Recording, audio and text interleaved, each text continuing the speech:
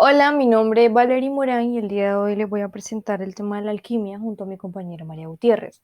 Yo voy a empezar por un breve concepto de alquimia. Entonces, alquimia son las experiencias de fenómenos químicos que anteceden al método científico. El objetivo de la alquimia era el conocimiento sobre la transmutación de la materia, mezclado con motivaciones consideradas religiosas o exotéricas. La alquimia oriental tuvo su origen en China e India. La primera estaba estrechamente vinculada con el taoísmo y posee en el cuerpo de textos de esta antigua religión su mayor conjunto bibliográfico. Tiene importantes coincidencias con la medicina tradicional china, la astrología china y el Feng Shui. Ahora les voy a hablar sobre la alquimia china. Bueno, la alquimia china fue una especie de protofarmacología. Es posible que la pólvora fuera uno de sus grandes descubrimientos y la búsqueda del elixir de la inmortalidad su gran cometido. La alquimia china está relacionada con el taoísmo. Consecuentemente, sus prácticas utilizan conceptos tales como los cinco elementos, el Tao, la relación entre el yin y el yang, el I Ching, la astrología china, los principios del Feng Shui, la medicina tradicional china, entre otros. Los chinos distinguen entre Weitan, alquimia externa o simplemente transmutación de metales, y Neitan, alquimia interna, o prácticas para conseguir el elixir de la vida e inmortalidad. Los textos alquímicos dicen que jamás se ha de explicar por escrito los secretos de la alquimia, ya que estos secretos solamente deben pasar oralmente de maestro a alumno. Hacia el siglo VII, la alquimia china se centra definitivamente en el hombre y la inmortalidad, es decir, cuando la Neitan destierra a la Weitan. El proceso alquímico es el camino de purificación del alma humana, que nos hace alcanzar la inmortalidad, y el Neitan o la alquimia interna se alcanza con la suma de tres técnicas. La primera técnica se basa en el nombre de algunos metales, como el mercurio, el plomo y el cibravio, e incide sobre determinados centros energéticos de la persona, denominados dantian o campos de cinabrio. Esta técnica trabaja no con los metales físicamente, sino con el concepto de estos metales. La segunda técnica se basa en el Huanglao, que es una rama del taoísmo. El Huanglao tuvo una presencia muy relevante en la China del siglo II. El tema de la inmortalidad es un tema central para esta disciplina. El pensamiento del Huanglao contiene varios conceptos filosóficos aparentemente no relacionados, pero en realidad totalmente integrados. Una visión cosmológica del camino como la fuente primordial de inspiración, una técnica administrativa basada en el principio y modelo de la naturalidad del camino, una preocupación por el cultivo de una visión penetrante para que un rey pueda reinar sin imponer su visión limitada y centrada en el orden de las cosas originalmente manifestadas en la naturaleza, y la necesidad de lograr un tipo de equilibrio dinámico para garantizar un flujo constante, por así decirlo, del sistema político como una imagen especular del cosmos. Gran parte de las clases dirigentes de la época era partidaria del Huanglao, y la vida intelectual china llegó a estar impregnada de esta corriente de pensamiento. A nivel político, el Huanglao agrupó a los señores de la nobleza partidarios de acaparar todo el poder, pretendiendo que el emperador fuera tan solo una figura decorativa. Y la tercera técnica se basa en el Lai Ching, el libro de los cambios. Se cree que el Lai Ching de 1200 es un libro oracular que informa de cuál es la situación actual de la persona que lo consulta y cómo será el desenlace, siempre que el interesado tome las medidas correctas. Es un libro adivinatorio, sapiensal y moral, a la vez que por su estructura y simbología es un libro filosófico y cosmogónico. La posibilidad de descubrir y desenmascarar las contradicciones que se esconden tras las apariencias y llegar a comprender los cambios que se producen en nuestra vida es principalmente lo que nos ofrece I Ching, a través de la estructura de ideas representadas en los diferentes símbolos y hexagramas y de las relaciones que se establecen entre las mismas. Con estas tres técnicas, la persona cambia, tanto interiormente, emocional y psíquicamente, el Xing, como en su aspecto físico, el Ming. Antes de nacer, cuando estamos en el vientre de nuestra madre, tanto el Xing como el Ming están unificados. Se van a separar en cuanto nacemos. El Xing va hacia la cabeza y el Ming hacia los genitales. Cuando se separan del todo es cuando morimos. Bueno, ahora voy a hablar sobre un personaje importante para la alquimia china, como lo fue Ji Hong. Fue un erudita chino, autor prolífico, que habría nacido en 283 en una familia de la alta sociedad de Zhourong, distrito de Dalian, provincia de Jiangsu, conocido principalmente por su interés en la búsqueda de la inmortalidad taoísta y su investigación sobre las técnicas que conducen a ella, expuestas en el Bao Puzi. El Bao Puzi es un libro que adopta la forma de una argumentación contra un contrincante imaginario y está dividido en dos partes que circularon independientemente hasta el siglo XIV. El Neipian es una parte también conocido como obra exotérica en 20 capítulos. Reúne textos sobre la inmortalidad y sus técnicas. Aquí Jihong argumenta a favor de la posibilidad de lograr la inmortalidad sin que sea necesaria la intervención del cielo. Expone diferentes técnicas empleadas a tal efecto: alquimia y farmacopea natural, siendo preferible la primera, gimnasia, técnicas respiratorias, prácticas sexuales, sin olvidar el aspecto moral, y el Weipian, u obra exotérica en los 50 capítulos. Reúne textos sobre asuntos diversos, comentarios sociales, militares, políticos y literarios. El conjunto abunda en alusiones y citas, prueba de erudición. Jihong presenta la escritura como producto virtuoso de la educación. Este libro tuvo gran influencia en el desarrollo de la alquimia china, la práctica y el pensamiento taoísta, y sigue siendo hasta el día de hoy una obra de referencia para su estudio. A pesar de su arduo enfoque y los aspectos difíciles de interpretar de parte de su contenido, también ofrece un interés documental y filosófico sobre la sociedad de su época. Entre los escritos que sí han conservado, se puede mencionar biografías de los divinos inmortales, así como textos de medicina y farmacopea integrados en otros tratados de medicina china. En la tradicional china, Jihong es conocido como alquimista, médico, maestro taoísta e inmortal. Se le llama a veces pequeño anciano inmortal para distinguirlo de su tío abuelo Jihuan, apodado el anciano inmortal. Bueno, ahora les voy a hablar sobre la alquimia árabe. Algunos historiadores sugieren que la alquimia árabe desciende de una escuela asiática occidental.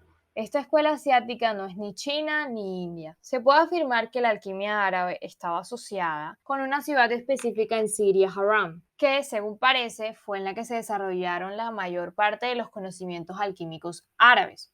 Los alquimistas árabes trabajaron con oro y mercurio, arsénico y azufre, y sales y ácidos, y se familiarizaron con una amplia gama de los que actualmente llamamos reactivos químicos.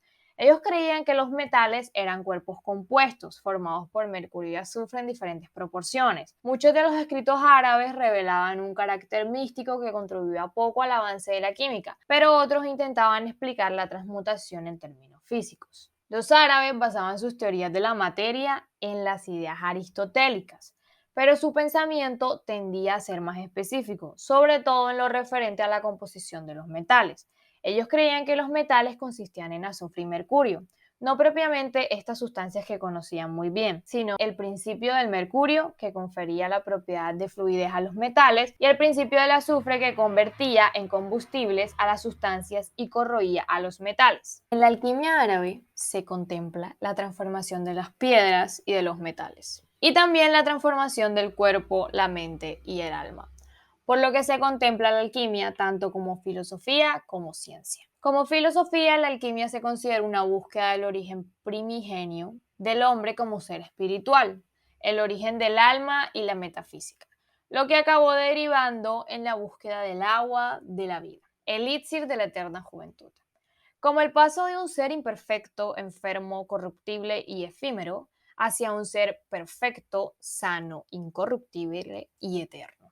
Como ciencia, la concepción de que todas las sustancias se componían de tres partes: mercurio, azufre y sal, espíritu, alma y cuerpo, llamados principios. Se creía que la manipulación a través de diferentes usos del fuego separaba estas partes y posteriormente debían ser purificadas, teniendo en cuenta la disposición planetaria, y que una vez vueltas a unir adquirían poderes especiales. Estas investigaciones dieron lugar a que se conociesen profundamente las propiedades de numerosos metales y piedras, desarrollando la metalurgia y la química. Entre estos productos químicos destacaron la invención de la sosa, que daría lugar al jabón, o el perfeccionamiento de la extracción, destilación o síntesis de las esencias con las que elaborar perfumes, aceites esenciales, ungüentos, etc. Ahora les voy a hablar sobre un importante personaje para la alquimia árabe, como lo fue Jabir Hayam.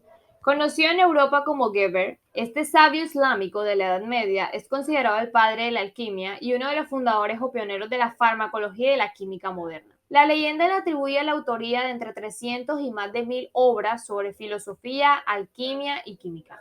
Sin embargo, las dudas y la controversia al respecto surgen desde las dos primeras referencias bibliográficas conocidas dedicadas a su figura y datadas en una época tan temprana como el siglo X. Nació en lo que hoy es Irán en el 721 después de Cristo y residió la mayor parte de su vida en la ciudad de Kufa, Irak. Fue hijo de un farmacéutico que habría estudiado primero en Yemen y luego en Kufa, en donde aprendió alquimia, farmacia, filosofía, medicina y astronomía. Se convirtió en el alquimista y médico de la corte y falleció en Kufa en el año 815 a la venerable edad de 94 años. Entre las más importantes contribuciones presentes en los escritos arábicos adjudidos a Jabir, destaca la importancia del conocimiento práctico adquirido a través de la experiencia y la experimentación. Esto es, la adopción del método experimental en el mundo islámico mucho antes que en Europa. También el estudio de la materia y su clasificación en mineral, animal y vegetal. La introducción de propiedades intrínsecas a las distintas sustancias como la calidez, humedad o aridez. Y la posibilidad de reproducir artificialmente muchos fenómenos y materiales naturales. Más trascendentes resultan aún los conocimientos presentes en los textos latinos de Geber, ya que incluyen la descripción sistemática de numerosos procesos y reacciones químicas, desde la síntesis de ácidos como el nítrico y el sulfúrico a la de agua regia, pasando por la de óxidos y sales. Además, detalla muchas técnicas químicas como la precipitación, la cristalización y la destilación, aportando además las instrucciones para fabricar los aparatos y equipos necesarios para efectuarlas. Y también introduce métodos para mejorar la calidad de multitud de productos manufacturados como la obtención de acero y otros metales, el tinteado e impermeabilización de algodón y la piel, el análisis químico de pigmentos y otras sustancias naturales, la purificación del oro y la obtención del mercurio puro a partir de cinabrio, toda una referencia para los científicos de los siglos siguientes. Como para los artesanos de distintos oficios, sus escritos describen aplicaciones prácticas como el empleo de óxido de manganeso en la producción de cristal para evitar el tono verdoso producido por el hierro y obtener un material translúcido, la producción de vapor inflamable por ebullición del vino. En definitiva, una imprescindible e inigualable fuente de conocimientos de química experimental para los alquimistas de Occidente. A pesar de conocer la existencia de los elementos químicos, Jabir prefería clasificarlos como sustancias.